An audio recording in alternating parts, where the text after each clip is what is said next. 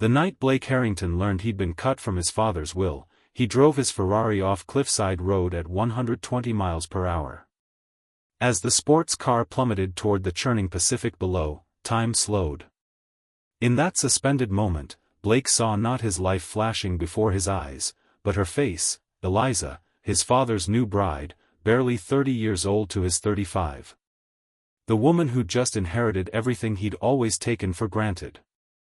The airbags deployed with violent force as the car struck the rocky outcropping, not quite reaching the water, not quite ending his life. "Mr. Harrington, you're lucky to be alive," the trauma surgeon said hours later, her expression grave. "The impact should have killed you instantly." Blake stared vacantly at the hospital ceiling, the morphine dulling everything except the bitter revelation that had sent him speeding into the night. His father, technology magnate Gerald Harrington, had married his young assistant in secret 3 months ago. Yesterday, the 82-year-old patriarch had suffered a massive stroke, leaving him comatose, and leaving control of Harrington Industries' $18 billion empire to a woman Blake had dismissed as nothing more than his father's final midlife crisis. "Your father's condition is stable but critical," the family lawyer had informed him before the accident. "But you should know, the new will leaves controlling interest to Eliza. You'll receive a modest trust, but she'll be running the company." The words had hit Blake like a physical blow. The company he'd been groomed to inherit since childhood, the legacy he'd both resented and relied upon, gone in an instant, leaving him with nothing but his playboy reputation and a string of failed relationships.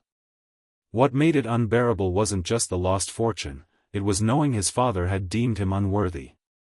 After years of reckless behavior, meaningless affairs, and tabloid scandals, Gerald Harrington had finally given up on his only son. Eliza Morgan stepped into the hospital room, her heart pounding against her ribs.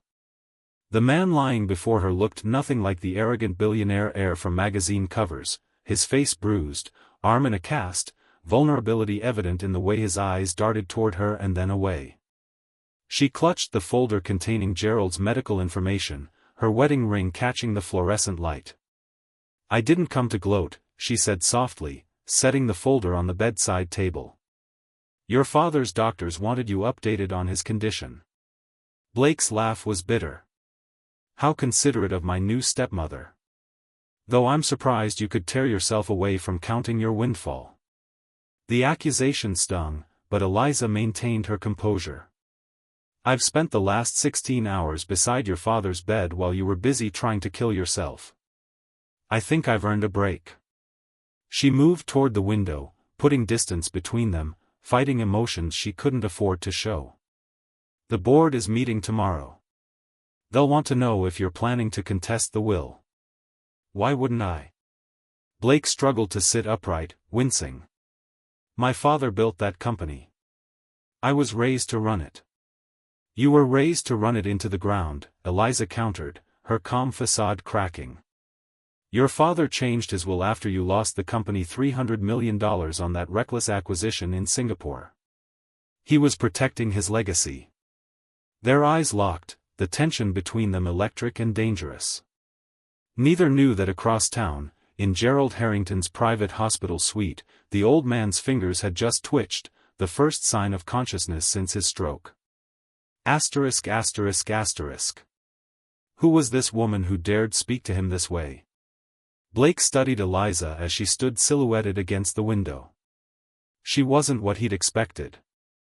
The tabloids had painted her as a gold-digging trophy wife, but there was something in her direct gaze that suggested depths the paparazzi had missed. "You don't know the first thing about me," he said, though the words lacked his usual confidence. "I know more than you think," she replied. "Your father talked about you constantly. The brilliant son who could charm his way out of any trouble. The boy who built his first circuit board at 8 years old. The young man who graduated summa cum laude from MIT before throwing it all away on parties and bad press." Blake looked away, uncomfortable with how accurately she'd summarized his fall from grace. "If you're such an expert, what am I thinking right now?" Eliza stepped closer, her perfume, something subtle and expensive, reaching him. You're thinking that if you can prove I manipulated a confused old man into marriage, you can invalidate the will and take everything. The accuracy of her assessment left him momentarily speechless. When he'd recovered, he asked the question that had been burning since he'd first heard her name. Why did he marry you? And don't give me some line about love. My father hasn't loved anyone since my mother died. Something flashed in Eliza's eyes, pain, perhaps, or determination. I have a meeting with the board in an hour. When you're ready to have a real conversation instead of hurling accusations, let me know. She moved toward the door, then paused. Your father wasn't confused, Blake. He knew exactly what he was doing. The question is, do you? After she left, Blake found himself replaying their conversation, drawn to the mystery she presented. If you've been enjoying this story of betrayal and unexpected attraction, give it a like to let me know you want to see where this turbulent relationship leads next. *****.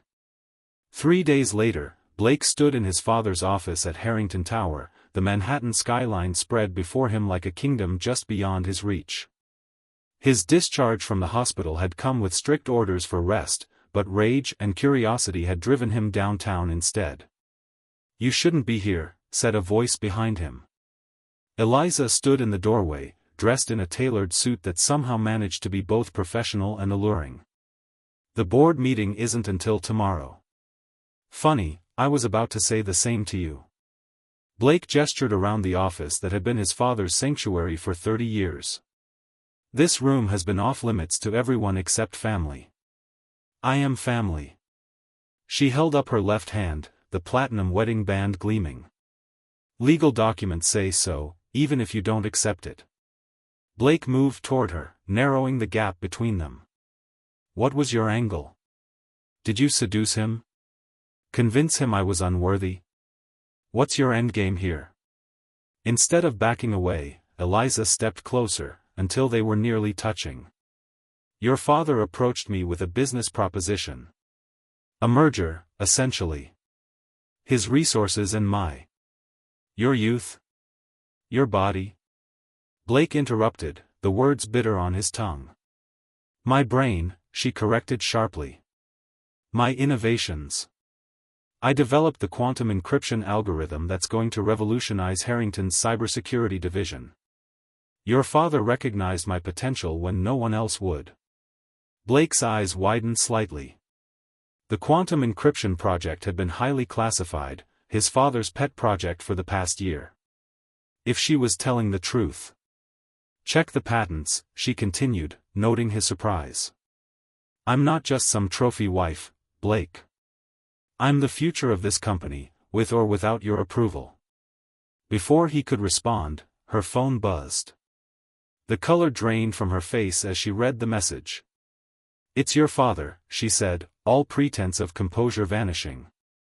He's awake. *****. Gerald Harrington's eyes followed them as they entered his private hospital room, sharp and aware despite the trauma his body had endured. The old man couldn't speak yet, a breathing tube obstructing his throat, but he could communicate through small movements of his right hand. Gerald, Eliza whispered, rushing to his side and taking his hand. The tenderness in her voice made Blake's chest tighten with an emotion he couldn't name, jealousy, perhaps, or longing for the connection they seemed to share. Blake hung back, suddenly unsure of his place. His father's gaze shifted to him, and something passed between them, recognition, regret, a lifetime of complicated emotions compressed into a single look. The doctors say you're improving faster than expected, Blake said, moving awkwardly to the other side of the bed. Always defying expectations, aren't you, Dad? Gerald's hand squeezed Eliza's, then reached for Blake. As his son took his hand, the old man guided their hands together, placing Eliza's hand in Blake's with surprising strength. The message was unmistakable, even without words. I don't think that's what he wants, Blake said, withdrawing his hand as if burned. Eliza looked equally uncomfortable. Your father always believed in collaboration over competition. That's all he's suggesting. But as Blake looked down at his father, he saw something more in the old man's eyes, a challenge, perhaps, or a final test. Whatever game Gerald Harrington was playing, Blake wasn't ready to concede. "I need some air," he muttered, turning to leave. As he reached the door, he heard Eliza's soft voice behind him. "He's trying to save you from yourself, Blake. The question is whether you'll let him." The words followed him into the hallway, echoing in his mind as he punched the elevator button. What did she know about him? What had his father told her? And why couldn't he stop thinking about the way her hand had felt in his, warm and surprisingly strong? ******. The next morning, Blake received a text from an unknown number, Roof. Noon. Come alone if you want the truth. He recognized the area code as belonging to his father's executive assistant, a woman who had served the Harrington family for 20 years.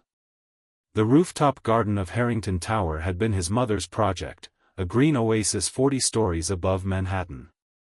Few people knew it existed, which made it the perfect place for clandestine meetings. Margaret, Blake acknowledged as the silver-haired assistant emerged from behind a flowering tree. Cryptic messages aren't usually your style. These aren't usual circumstances. She handed him a USB drive. Your father asked me to give you this if anything happened to him. It contains information about Ms. Morgan, Eliza, that he felt you should know. Blake took the drive, turning it over in his hand. Why now? He's recovering. Margaret's expression remained neutral. The board vote is tomorrow. He wanted you to have all the facts before you make any rash decisions.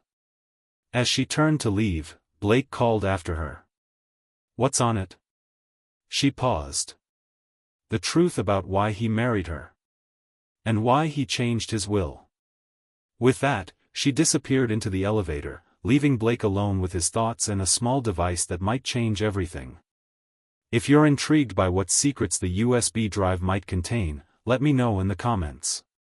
This family drama is about to take an unexpected turn you won't want to miss. *****. Blake's hands trembled slightly as he inserted the USB drive into his laptop. What he found wasn't at all what he'd expected. Instead of evidence of manipulation or deceit, he discovered extensive research files, patent applications, and video recordings of Eliza presenting revolutionary quantum encryption algorithms to a panel of scientists. Her brilliance was undeniable. She spoke with authority and passion about concepts Blake himself only partially understood. But it was the final file that stopped him cold, a video recording of his father, dated just 2 weeks before his stroke. Blake, if you're watching this, something has happened to me. Gerald's face filled the screen, lined with age but eyes still sharp. By now you've met Eliza, and I imagine you've jumped to all the wrong conclusions. The truth is simpler and more complicated than you think. Yes, I married her for her mind. Her work will transform our company. But I also married her to save you. Blake paused the video, his heart pounding. Save him? From what? You've been on a self-destructive path for years, his father continued when Blake resumed the video.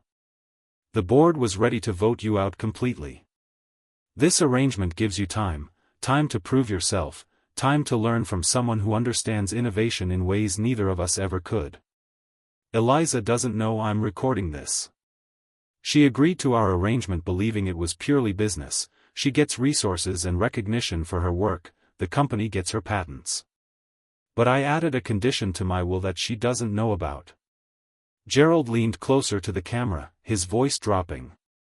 She can't sell her controlling shares for 5 years, except to you. And you can't buy them unless you work directly with her for at least 1 year and she approves the transfer. I'm forcing you two to collaborate because together, you could be extraordinary. Separately. He shook his head. Well, she'd be fine. You're the one I'm worried about, son.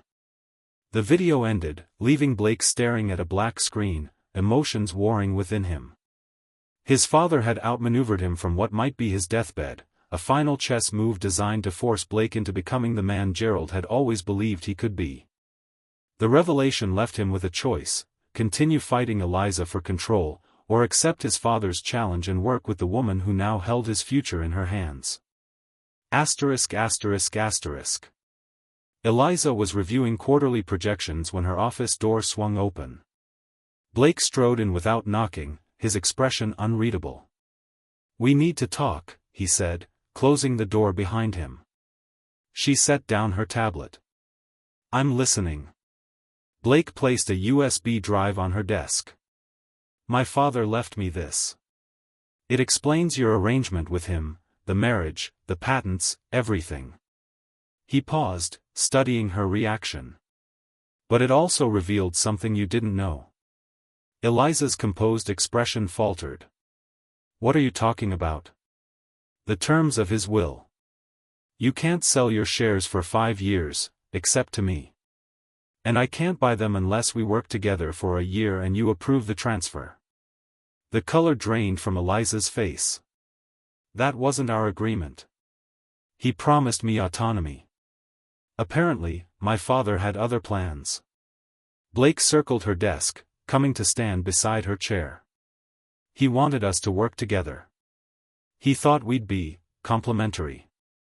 Eliza stood abruptly, needing to level the physical power dynamic. "This changes nothing. I still control the company." "For now," Blake agreed. "But it does change our options. We can keep fighting each other, creating instability that our competitors will exploit. Or what?" she challenged, though she suspected she already knew the answer. "Or we can do what my father wanted. Work together. See if his theory was right." Blake's voice softened unexpectedly. "I've seen your work now, Eliza. It's remarkable.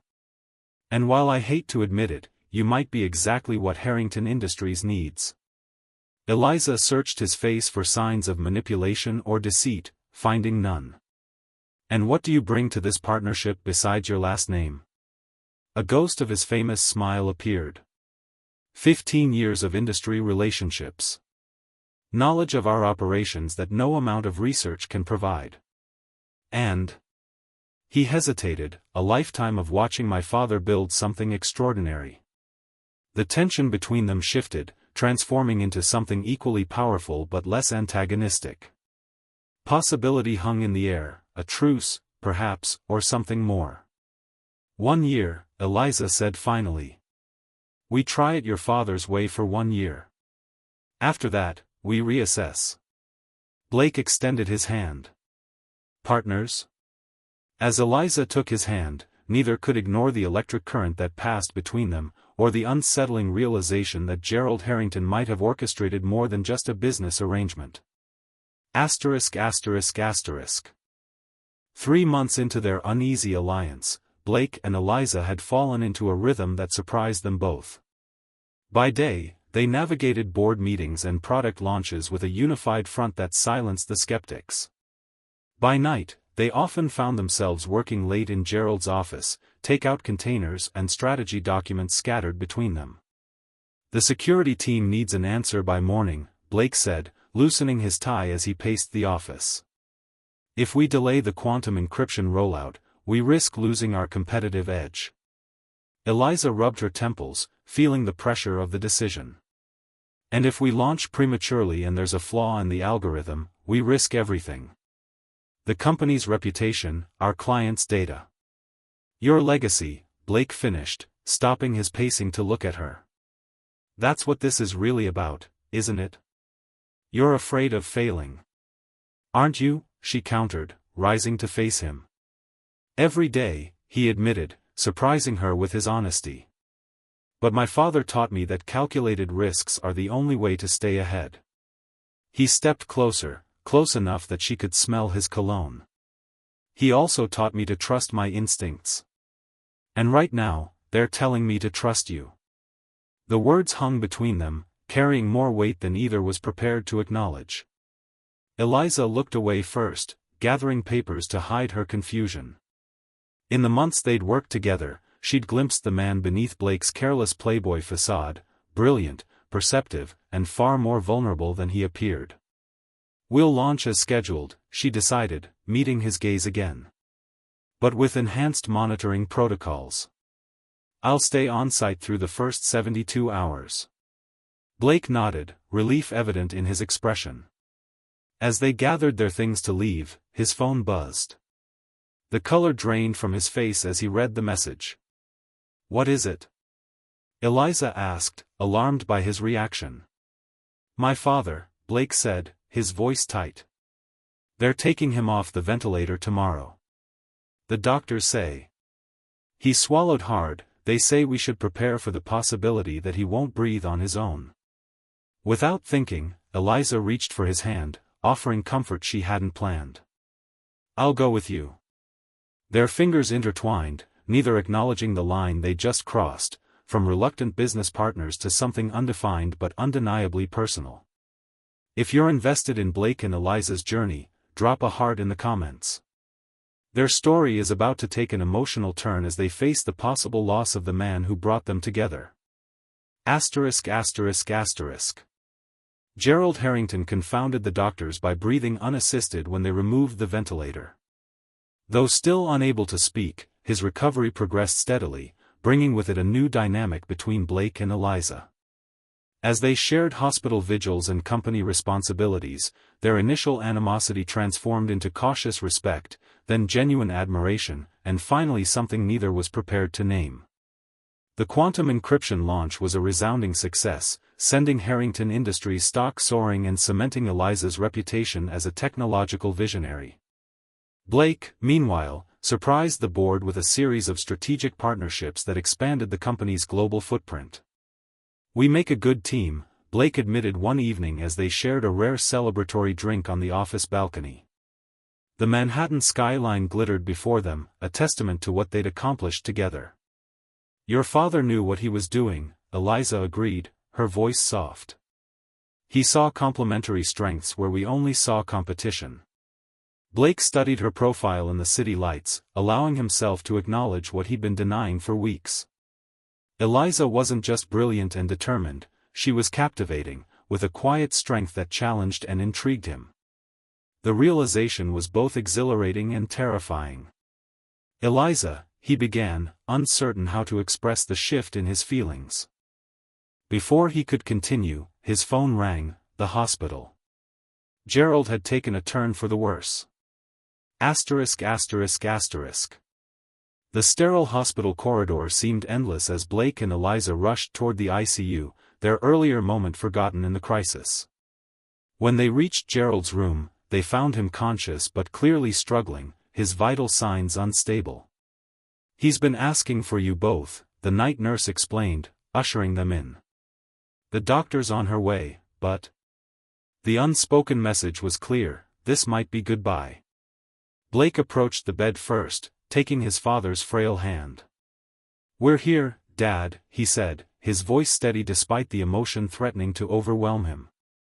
Gerald's eyes found his son's face, then moved to Eliza as she joined them. With effort, he raised his hands, placing Eliza's in Blake's once more, just as he had months earlier. "I think we understand now," Eliza whispered, tears streaming down her face. The old man's eyes closed briefly in acknowledgement. When they opened again, he pointed weakly to the drawer beside his bed. Blake reached inside, finding a sealed envelope with both their names written in his father's shaky handwriting. "Should we open it now?" he asked. Gerald nodded, his gaze intense despite his weakened state.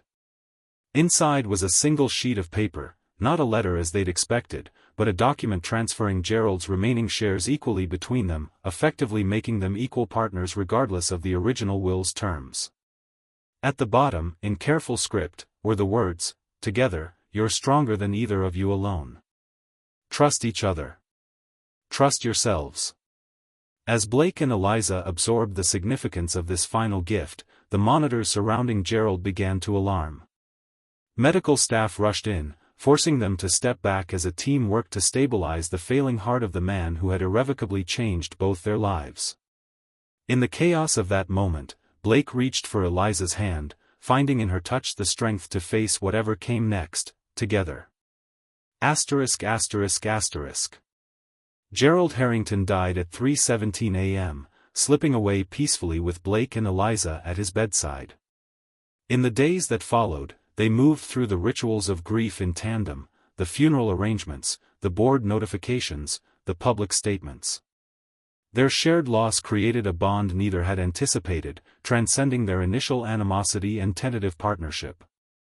The morning after the funeral, Blake found Eliza in his father's office, standing before the wall of photographs that chronicled the company's history.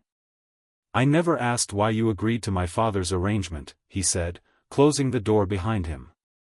"It couldn't have been just about your patents." Eliza touched a photo of Gerald from his early days as an entrepreneur, young, ambitious, eyes alight with possibility. "My parents died when I was 19, she said, her voice steady despite the pain the memory still evoked. "I was halfway through my computer science degree, broke and alone. Your father funded a scholarship that allowed me to continue my education." She turned to face Blake, allowing him to see her vulnerability for the first time. "He didn't remember me when I applied for a position at Harrington 5 years ago. It wasn't until I presented my encryption concept that he made the connection. He said it was like seeing the return on his best investment." Blake moved closer, drawn by this glimpse into her past. "Why didn't you tell me? Would you have believed me?" she challenged gently. "Or would you have seen it as another reason to distrust my relationship with him?" The question hung between them, honest and uncomfortable. Blake's silence was answer enough. "I agreed to marry him because I respected him," Eliza continued. "Because he offered me the chance to realize my vision on a global scale. And because..." She hesitated, "because he reminded me of what it was like to have someone believe in me completely." The rawness of her confession touched something in Blake that had been dormant for too long: empathy, understanding, the capacity to see beyond his own perspective. "He believed in me too," he said quietly. "Even when I gave him every reason not to. Even when I couldn't believe in myself." Their eyes met, the shared understanding creating a bridge between them that felt both terrifying and inevitable. Blake took a step closer, close enough to see the flecks of gold in her hazel eyes, close enough that he could no longer pretend his feelings were merely professional respect. "Eliza, The office door swung open, interrupting whatever confession had been forming on his lips. Margaret stood in the doorway, her expression grave. "I'm sorry to interrupt," she said, "but the Tokyo division is reporting a security breach in the new encryption system. They need you both immediately." Reality crashed back, reminding them of the responsibilities they now shared. As they followed Margaret to the crisis room, Blake felt Eliza's hand brush against his, a brief, perhaps accidental touch that nonetheless sent electricity through him. Whatever was happening between them would have to wait. The company, their company, needed them now. ******. The security breach proved to be a sophisticated attack targeting not just Harrington Industries, but the entire financial sector. For 72 hours, Blake and Eliza worked alongside their team to contain the damage and trace the source, their complementary skills creating a formidable defense. "It's not random," Eliza said on the third night, studying the attack patterns on her screen. "They're specifically targeting the quantum algorithm, as if they knew exactly what to look for." Blake, who had been coordinating with international security agencies, looked up sharply. "An inside job? Possibly." Eliza rubbed her tired eyes. Only a handful of people had access to the complete algorithm. The implication hung in the air between them. Someone they trusted had betrayed them, betrayed Gerald's legacy. "The board meeting is in 6 hours, Blake said, checking his watch. "We need to present a united front." Eliza nodded, determination replacing exhaustion in her expression. "We will. But first, we need to identify the leak." As dawn broke over the city, they made a discovery that changed everything. The attack originated from a competitor who had been in negotiations with Harrington Industries months earlier, negotiations that had broken down when Gerald refused their terms. They must have obtained information during the due diligence process, Blake realized. Which means the breach predates both of us taking control, Eliza finished. It's not about us at all. It's about your father's last business decision. The relief was palpable, not just because it cleared any suspicion between them, but because it gave them a common enemy, something beyond grief and obligation to unite them. As they prepared for the board meeting, Blake caught Eliza's arm in a quiet moment. Whatever happens in there, we face it together, he said, his voice low and intense. Partners, all the way. The word partners carried new weight now, laden with possibilities neither had been ready to acknowledge before this crisis. Eliza met his gaze steadily. Partners, she agreed, and something in her tone made Blake's heart race with hope. Asterisk asterisk asterisk. The board meeting was contentious, with several members questioning whether the new leadership could weather the crisis. Blake and Eliza presented a unified strategy with such conviction that even the most skeptical directors were gradually won over. Ms. Morgan's technical expertise and Mr. Harrington's strategic vision represent the balanced leadership this company needs, concluded the board chairman. Gerald would be proud of how you've handled this situation. As they left the boardroom victorious, the adrenaline of the past days finally giving way to exhaustion, Blake made a spontaneous decision. Come with me, he said, leading Eliza to the private elevator that accessed the rooftop garden. The setting sun bathed the space in golden light, transforming the urban oasis into something magical. Here, surrounded by his mother's vision brought to life, Blake finally found the courage to speak the truth. These past months working with you have changed me, he began, watching Eliza's expression carefully. When my father first married you, I saw only what I was losing. I couldn't see what I might gain. Eliza's breath caught as Blake moved closer. And what have you gained? Perspective. Purpose. He took her hand, his touch gentle but sure. The chance to become someone worthy of standing beside you, not just in business but in life. The confession hung between them, raw and honest. Eliza remained still, her eyes searching his face for any sign of insincerity or manipulation. I know it's complicated, Blake continued when she didn't respond. You were married to my father. The board watches our every move. The timing is terrible, Eliza finished, a small smile finally breaking through her serious expression. The timing is terrible. And yet. She stepped closer, eliminating the remaining distance between them. Your father once told me that the right partner makes impossible things possible. I think he knew, even then, that we would end up here. Their first kiss was tentative, a question asked and answered in the gentle press of lips. The second was a promise, deep and certain, of a future neither had imagined when Gerald Harrington first brought them together. As they stood embracing in the garden Gerald's wife had created, watching darkness fall over the city they now protected together, both felt the presence of the man who had engineered their unlikely partnership, the reckless billionaire's son and the brilliant woman who had transformed them both. He would approve, you know, Blake murmured against Eliza's hair. This was his plan all along. Eliza smiled against his chest. For once, I'm glad he outmaneuvered us both. If this story of transformation, unexpected love, and honoring legacy touched your heart, please share it with someone who appreciates the power of second chances. Sometimes the people who challenge us most are the ones who help us become our best selves.